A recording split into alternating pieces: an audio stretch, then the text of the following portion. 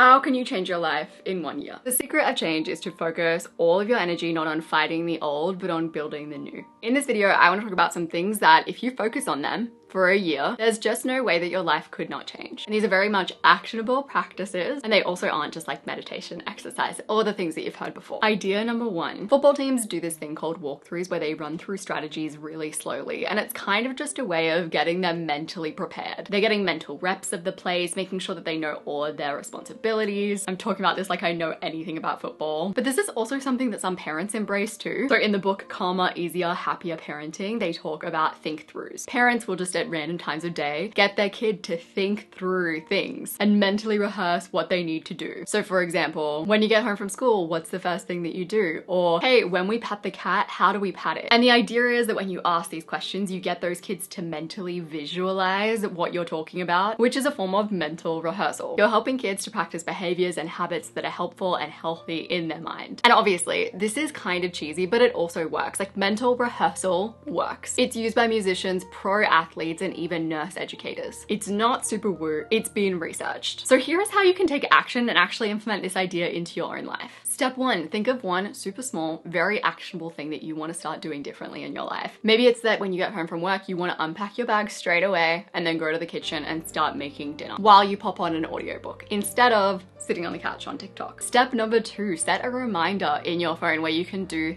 think-throughs. Once again, so cheesy, but it works. In that reminder, add questions like when you get home from work, what do you want to do? It can even be helpful to ask questions about what to do when things don't go to plan. So for example, if you really don't feel like cooking, what are some ways to make it fun and easy? It is cheesy. You are self-parenting, you are self-coaching, you are practicing mental rehearsal for the behaviors that you want to start doing. And you can also use this in combination with the next idea to really make change. Idea number two. So this is one of my favorite analogies for changing your brain, which in turn will change your life. And it's the analogy of the marble on top of the damp sand hill. I think of this analogy a lot, and it's helped me to personally stay consistent with ways of thinking that I want to embrace. So picture a big damp hill of sand with a marble on top. If you nudge the marble in one direction, it's gonna roll down the hill and it's gonna create a little groove. And every time you nudge the marble in that same direction, that groove is gonna get deeper and deeper until eventually it'll get to the point where when you plop the little marble on top of the hill, it's naturally just gonna fall down the groove because that groove is so embedded. Now imagine that you want that marble to roll down the other side of the hill. You'll have to intentionally push it that way because naturally the marble is going to lean towards the old well-established groove. And even when you do get those two grooves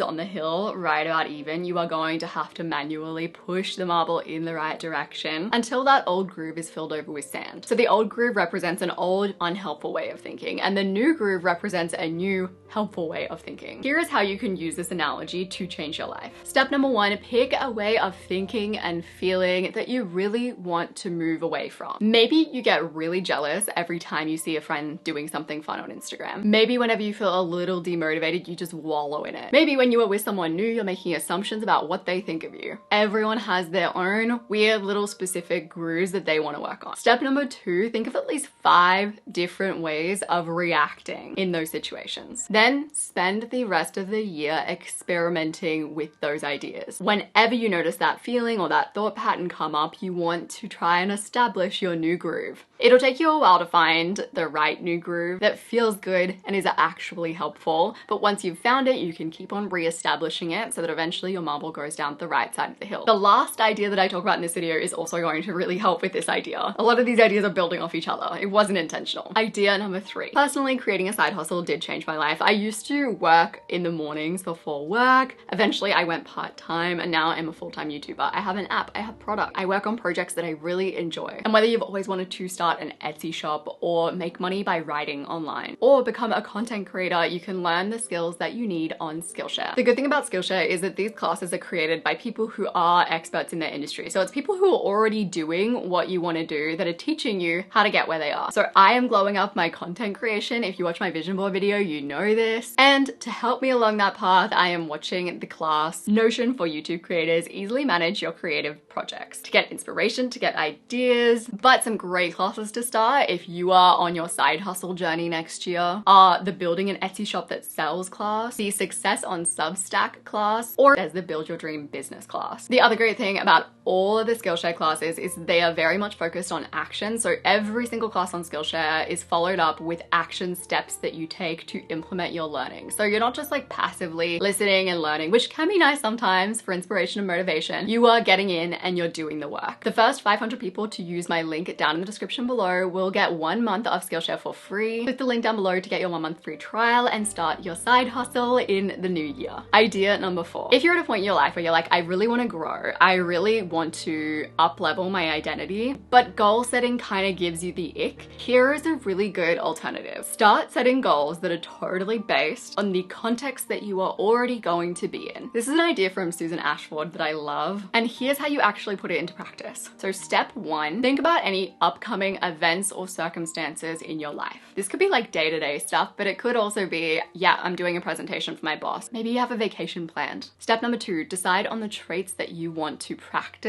within those events. So for example, maybe you're always really frazzled when you have meetings with your boss and you want to practice being a calm communicator. Or maybe when you host get-togethers at your place, you're always really last minute and rushed and you want to practice being a prepared host. Step number 3, figure out what those traits look like in the context of those experiences. So if you're going to be a really prepared host, what does that actually look like? If you are going to be calm in the meeting with your boss instead of frazzled, what action steps do you need to take to get to that mental headspace? This is such a fun and also simple way to grow and change. It's also quite effortless. Like, you're not sitting down and setting intentional goals to grow and change. You don't have to think of anything really. You're just going like, what's already happening? How can I use it to grow and change? Idea number 5. It turns out that expressing our secrets and our deepest thoughts and feelings is actually really good for us in the right context. It has a positive impact on your immune function, your blood pressure, your heart rate, and it even reduces how often you go to see the doctor. A team in the UK actually had a bunch of people who had recently experienced a heart attack use journaling exercises to express their deepest thoughts and feelings. These people showed a decrease in prescribed medication, fewer cardiac symptoms, and lower blood pressure 5 months after the intervention was over. Which is why this idea is about journaling, but not just in any way. And here is why. As it turns out, the scientific consensus is that the mere expression of your feelings isn't that beneficial. So whether you're journaling out your feelings or you're doing some kind of scream therapy or you're smashing plates, like, it can be fun, but it's not necessarily going to benefit you long term. However, the expression of emotion is deeply helpful when it's also paired with sense making. And this is kind of therapy, right? Like, you go and you make sense of experiences that you've had, you come to new conclusions, you create new meanings about past events. So to be clear, feeling your feelings is helpful. Like, it's definitely not good to suppress your feelings. But if when you journal, all you're doing is revisiting those old feelings without doing any sense making, it can be kind of unhelpful. What you want to do is revisit feelings and then make sense of them.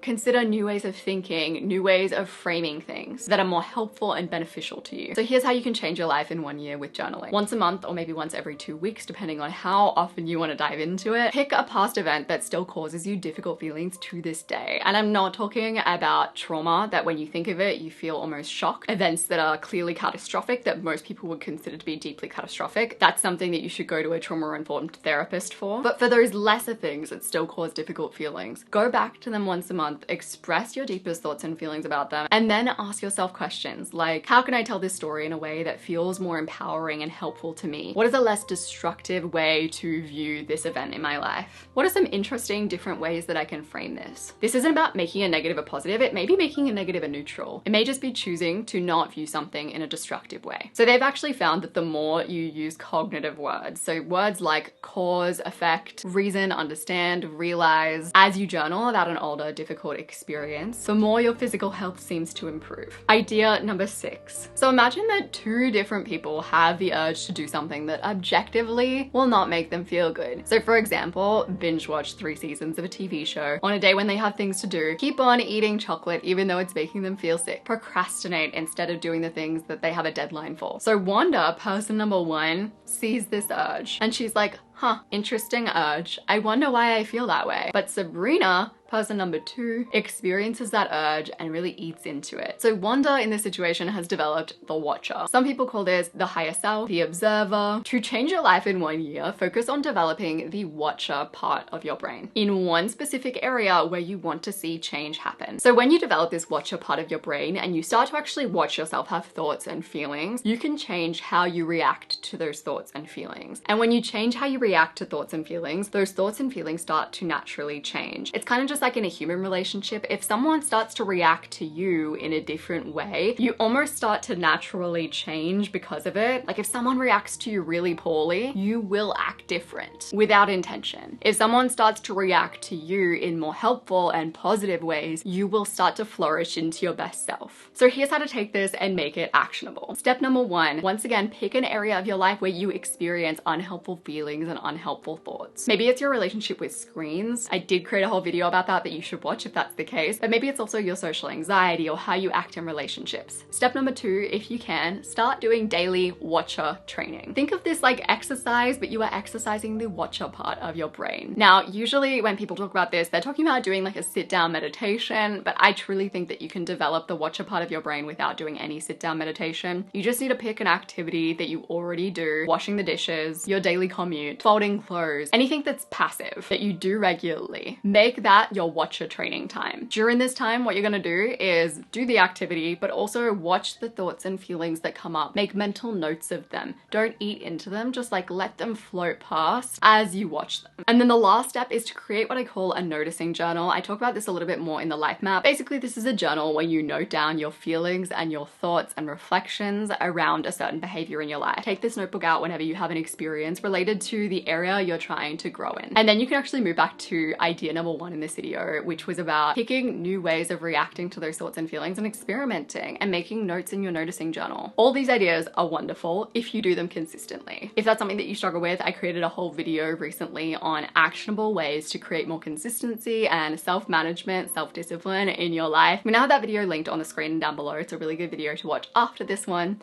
I appreciate you so much and I'll see you soon.